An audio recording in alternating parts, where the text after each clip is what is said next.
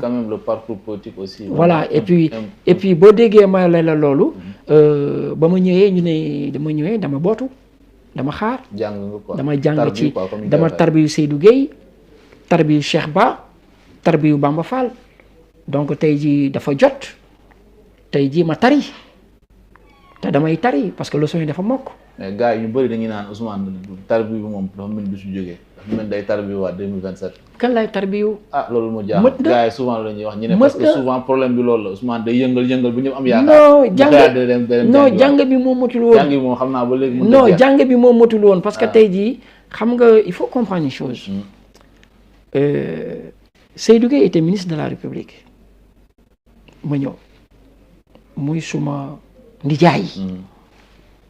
di rakk ci suma yaay di rakk ci suma papa.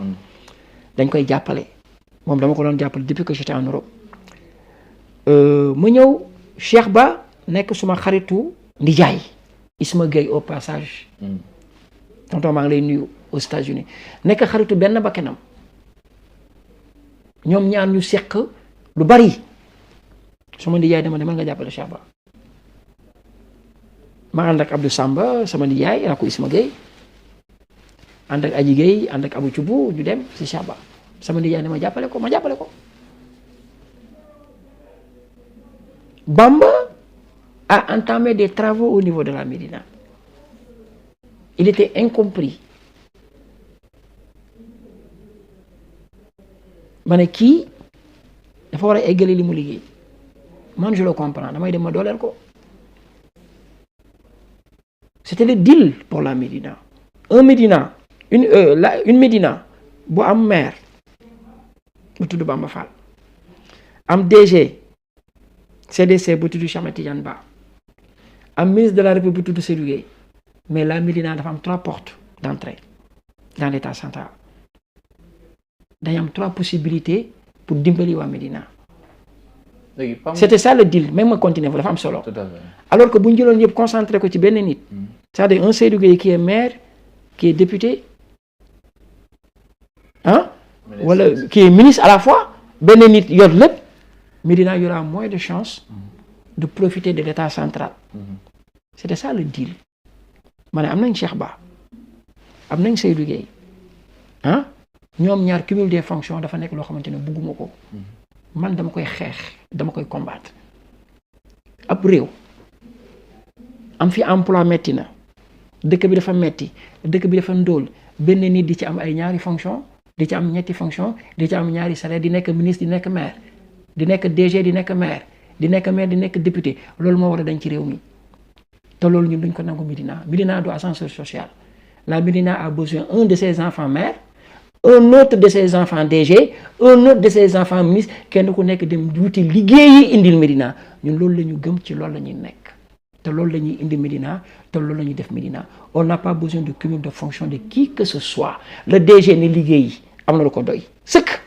le ministre de la République ne liggéeyi am na lu ko doy sëkk il nous faut un maire boo xamante ne 24 heures sur 24 day toog biir Médina parce que la Médina c'est pas une commune qu'on gère par ce que j'appelle di ko confier nit on a besoin d'un maire à temps plein boo xamante ne day xëy 7 heures du matin di liggéeyal waa Médina ba 1 heure du matin mu jóg ñibbi parce que la Médina est une commune pleine cumul des fonctions bugguñu ko duñ ko seetaan ci réew mi kenn ku ci nekk ci ñi fi nekk di yëngatu am nga loola doy Ousseynou Ly na toppatoo ji poste ministre am boobu doy na ko sëkk ak barke Demba Dioum na toppatoo ji poste direction générale am boobu doy na ko sëkk ak barke Bamba nag au bout de 24 ans en tant que conseiller municipal et maire mais il est temps nga jox Ousmane Kanté. yow c'est-à-dire su ma la déggee bëgg nga dem sans adversaire parce que ñi ngay éliminer ni kenn desatu fi. mais parce que noonu laa leen di éliminer parce que waruñu fi ne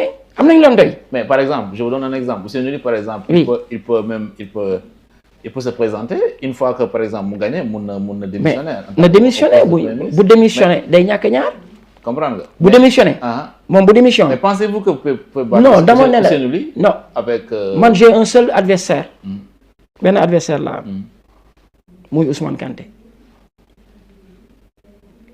comme ni nga ko waxee sànq. yaay sa adversaire boobu maay sama adversaire boobu te dama ci jàng ba xam ci amatuma adversaire biir Médina wax nga ko léegi dama daan dem ba ci biir dellu ginnaaw dem jàppale ji nit te moom nga wax. mais loolu moo jeex xale bi dafa màgg. d'accord mais par rapport à sa compagnonnage 3 personnes yu nga jot a lim nii Seydou Gueye Cheikh Ba Bamba Fall kan moo la ci gën a marqué. ah non ñoom ñëpp am nañ lu ñu leen marqué mais. si kan nga gën a jàngee daal. Bamba. si Bamba Fall laa gën a jàngee waaw parce que Bamba dafay politique te quoi qu'on puisse dire Bamba moo leen ëpp yërmande ñoom ñëpp kooku moom loo bañ lëg nangul ko ne ay noppam gudd nañ. c'est une bête politique. c'est une bête politique mais c'est un grand humaniste xol bu yaatu la am. il a ses défauts am na fugu am na nangam mais c'est un grand homme man dama koy reconnaître loolu. mais quand un grand homme quand même décide par exemple de briguer un autre mandat